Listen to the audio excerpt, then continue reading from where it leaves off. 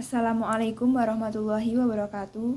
Perkenalkan, nama saya Anita Aryuniati dari kelas 12 IPS 3. Saya akan menjelaskan tentang negara Amerika Serikat dan hubungan kerjasamanya dengan Indonesia. Amerika Serikat adalah sebuah negara republik konstitusional federal yang terletak di benua Amerika Utara. Negara yang biasanya disebut dengan United States of America atau USA dalam bahasa Inggris ini memiliki luas wilayah sebesar 9.833.517 km persegi dengan jumlah penduduk sebanyak 334.998.398 jiwa.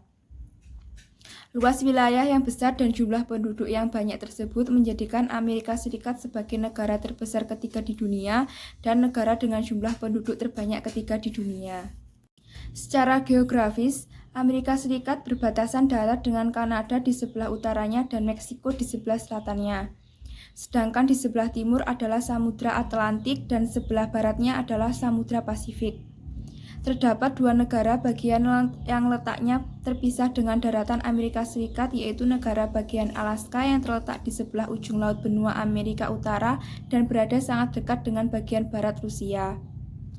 Jarak Alaska dan Rusia yang terdekat adalah 82 km dan dipisahkan oleh Selat Bering. Sedangkan negara bagian Hawaii berada di Samudra Pasifik. Ibu kota Amerika Serikat adalah Washington DC. Ras dan etnis yang ada di Amerika Serikat.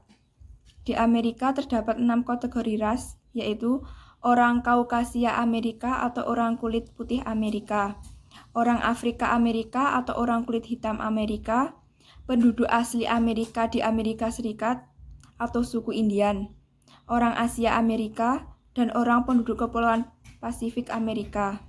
Amerika Serikat tidak memiliki bahasa resmi, namun sekitar 80% dari penduduknya fasih berbahasa Inggris. Penggunaan bahasa Inggris di Amerika Serikat menjadi akibat dari kolonisasi yang dilakukan oleh Inggris. Agama yang ada di Amerika Serikat. Amerika Serikat telah disebut sebagai negara Kristen Protestan oleh berbagai sumber. Pada tahun 2021, Kristen mewakili 71% dari total populasi orang dewasa.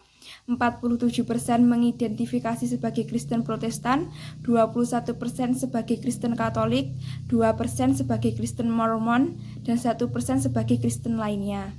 Kerjasama antara Amerika Serikat dan Indonesia. Indonesia dan Amerika Serikat terus memperkuat kerjasama dalam mengembangkan ekonomi hijau dan berkelanjutan. Presiden Joko Widodo dan Presiden Amerika Serikat Joe Biden mengadakan pertemuan bilateral di sela-sela pertemuan COP26 di Scottish Event Campus di Glasgow, Skotlandia, untuk membahas kerjasama ini. Kesepakatan ini sejalan dengan komitmen Indonesia untuk mengurangi emisi karbon dan menurunkan laju deforestasi dan kebakaran hutan. Dalam pertemuannya dengan Presiden Biden, Presiden Widodo juga membahas sejumlah isu terkait geopolitik Indo-Pasifik dan kepemimpinan Indonesia di G20 pada 2022. Pemerintah Indonesia akan memanfaatkan kepresidenan G20 untuk mewujudkan sejumlah kolaborasi guna mendorong pemulihan ekonomi nasional melalui transformasi digital inklusif untuk pertumbuhan dan pembangunan. Hubungan bilateral Indonesia dan Amerika Serikat sangat strategis karena Amerika Serikat telah membantu Indonesia dalam penanganan COVID-19 dengan mengirimkan vaksin, ventilator, dan obat-obatan terapeutik. Dalam pertemuan tersebut, Jokowi menyampaikan minat Indonesia untuk menjadi bagian dari rantai pasokan global di bidang kesehatan melalui pengembangan industri kesehatan nasional. Di sela-sela pertemuan COP26, Menteri Hartanto bertemu dengan Bill Gates yang didampingi Presiden Bill dan Melinda Gates Foundation untuk membahas beberapa potensi kerjasama.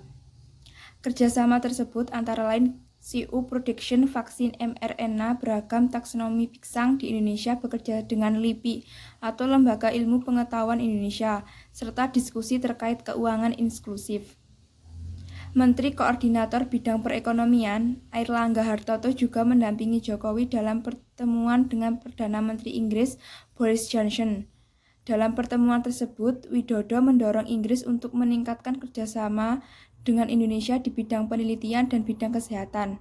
Selain itu, Presiden Widodo juga mengundang lebih banyak investasi Inggris ke Indonesia, terutama di sektor-sektor prioritas seperti manufaktur, otomotif, farmasi, dan kesehatan.